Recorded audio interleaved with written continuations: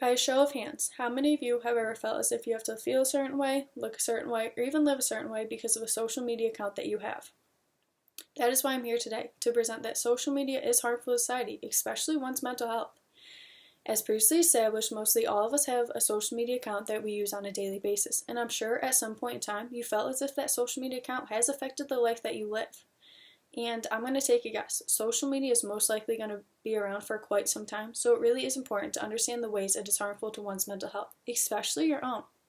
So today, I will be evaluating my proposition by defining my terms, narrowing my argument, and presenting applications in the support of my proposition.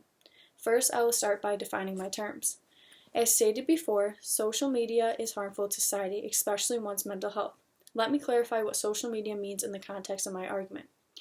According to the Merriam-Webster Dictionary, updated in 2020, social media can be defined as forms of electronic communication, such as websites for social networking and microblogging, through which users create online communities to share information, ideas, personal messages, and other content such as videos. Next, I should make clear what is meant by the word harmful. Also, according to the Merriam-Webster Dictionary, harmful can be defined as of a kind likely to be damaging. Lastly, I should clarify what is meant by the word mental health in my argument. Also, according to the Merriam-Webster Dictionary, mental health can be defined as the condition of being sound mentally and emotionally that is characterized by the absence of mental illness and by adequate adjustment, especially as reflected in the feeling comfortable about oneself, positive feelings about others, and the ability to meet the demands of our daily lives. Now that the crucial terms have been defined, the limitations of my argument must be clarified. By clarifying these limitations, my argument will be able to be focused and relevant. In this argument, there will be main points that will be made. These main points include how the usage of social media leads to inaccuracy about your life or appearance, how social media leads to the fear of missing out, also known as FOMO, and how the usage of social media leads to cyberbullying, which could be prevented. Today, this argument will not include the following topics: how social media allows people to feel as if they are connected with others, how the usage of social media allows people to meet new friends and become involved in new communities, and lastly, how the usage of social media allows people to promote awareness on important issues. Let's start by talking about how the usage of social media leads to an inaccuracy about your life or your appearance. According to Dan Warner and Rosamund Lean, in an article written on February 24, 2020, titled How Use of Social Media and Social Comparison Affect Mental Health, states, however, evidence is growing, particularly in adolescent mental health, of an association between greater social media and higher depressive and anxiety scores, poor sleep, and low self-esteem, and also body image concerns. In that same article, it states that social comparison is a form of sociology self-esteem, where we derive ourselves through comparing ourselves with others. It is also argued that people have a tendency to make a downward social comparisons to people who are less skilled or who are worse off as them.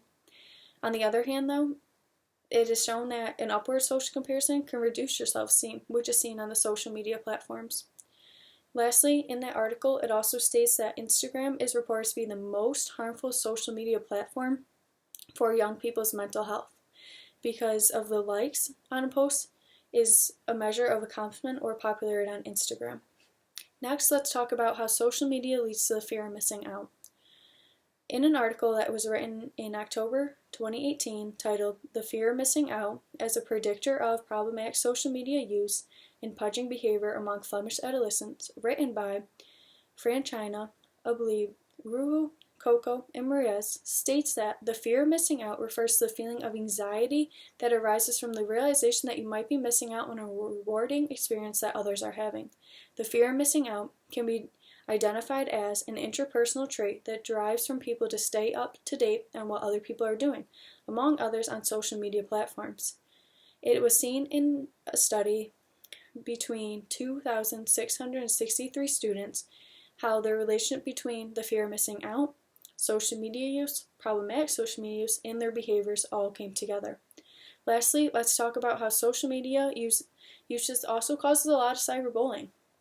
According to Monica Anderson, on September 27, 2020, in an article titled A Majority of Teens Have Experienced Some Form of Cyberbullying, states that A new survey finds that 59% of U.S.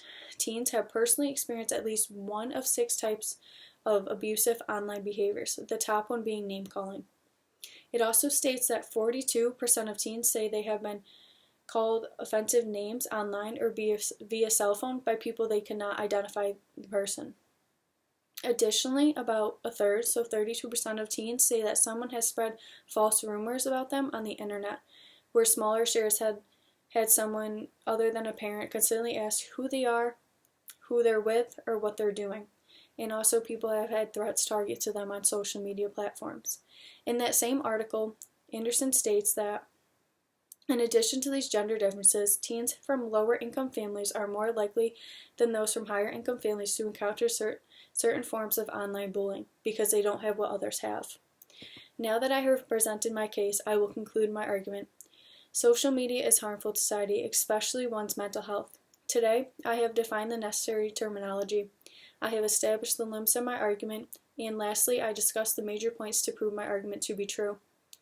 Knowing that social media can be harmful to one's mental health, especially alone, I urge you to try your best to make sure you use your social media accounts for you and your happiness only. At the end of the day, it only matters who you're pleasing, and that is yourself, no one else.